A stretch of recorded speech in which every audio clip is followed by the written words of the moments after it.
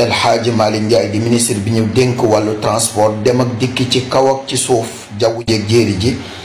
demoon na Fuuta niki démb ci alxamis ji ñetti fan ci weeru octobre 2024 ngir seeti waa Fuuta googu rawatina barab bi ñuy tuddee Denda Mayo. ministre El Malick Ndiaye ànd nag ministre de la santé Ibrahima Sy précisément région de Matam la dëkk dem nañ Fuuta pour dimbali waa Fuuta ak askanu Fuuta ndax askan wa dañoo loru foofa te li leen lor mooy dex ya ak déeg ya lenn ca yooya dafa mam mu wutali dëkkuwaayu askan wa ak barab ya nga xamee ne état ba sax ko moom ñu baree bari loru ci ñu baree bari it génn ci seeni kër tax moom El Hadji Malick Ndiaye mu takkoon aw saagam dem seeti gox booba ngir xool laka lañ leen mën a jàppale ba muy dem àndut ak moom àndu na ak ay kilifa yu baree bari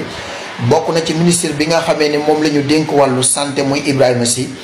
ak ministre bi nga xam ne moom la ñu dénk wàllu ndaw yi di Soxna Maymuna Jéey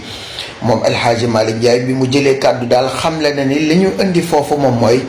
ndigalal son excellence président Bassirou Diomaye Faye waaye it ndigalal son premier ministre Seydina Ousmane Sonko ngir gën a jege askan wi rawatina bu ñu amee jafe-jafe waaye wax leen yéen dëgg. ñoom xamle nañ ni ba ñuy dem indaale nañ ndimbal lu yaatu ay toni ceeb ak ay meew ak suukar ak ya ca aju ministre ba nga xam ne moo jëm ci wàllu santé di Ibrahima Sy indaale na lu ëpp ci ay xeeti médicament lu ëpp ci valeur 2 millions. ka nga xam ne mooy ministre bi ñu dénk wàllu ndaw ñi di Soxna Maymuna Jéey moom itam ca wet ga dem ca soxna ya di waxtaan ak ñoom xool naka lañ leen di dimbale ci wàllu financement ak situation yooyu ñu nekk. mu nekkoon doxantu bu am solo xool naka la ñuy dimbale wowle askan ci lor googu nga xam ne moo leen dal ci nawet bi askan wa nag bëgg lañu def kontaan wax ne daal c'est la première fois ñoom askan wa ñu gis ab ministre wàcc ci seen gox yooyu di leen nemmeeku asumaat di indi ay ndimbal ak di leen masawo mu nekkoon lu am solo te bu leen fàtte son excellence président Bassirou Diomaye Faye waxoon na ni ministre yi lim leen digal moom mooy